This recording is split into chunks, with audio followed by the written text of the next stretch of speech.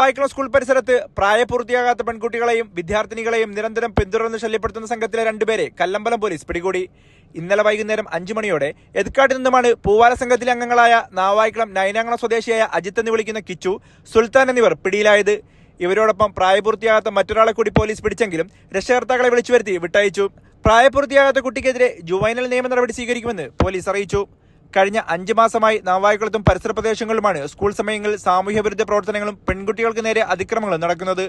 പെൺകുട്ടികളെ പിന്തുടർന്ന് പ്രണയാഭ്യർത്ഥന നടത്തുക സംഘാംഗങ്ങളുടെ വിനോദമാണ്. എതിർക്കുന്ന പെൺകുട്ടികളെ ഭീഷണിപ്പെടുത്തുക പതിവാണ്. ഇവരെ പേടിച്ച് കുട്ടികൾ സ്കൂളിൽ വരാൻ പോലും തയ്യാറായിരുന്നില്ല. പല കുട്ടികളെയും രക്ഷകർത്താക്കൾ സ്കൂളിൽ കൊണ്ടാക്കുകയും തിരിച്ചു വിളിച്ചു കൊണ്ടുപോകുന്നതും പതിവാണ്. പെൺകുട്ടികളെ ശല്യം ചെയ്യുന്നവർ മദ്യത്തിനും മയക്കുമരുന്നിനും അടിമകളായതുകൊണ്ട് തന്നെ രക്ഷകർത്താക്കൾക്കും അധ്യാപകർക്കും നാട്ടുകാർക്കും ഇവരെ പേടിയാണ്. ബൈക്കുകളിൽ അതിവേഗതയിൽ കാതടിപ്പിക്കുന്ന ശബ്ദത്തോടെ അഭ്യാസ പ്രകടനം നടത്തുക ഇവരുടെ സ്ഥിരം പരിപാടിയാണ്.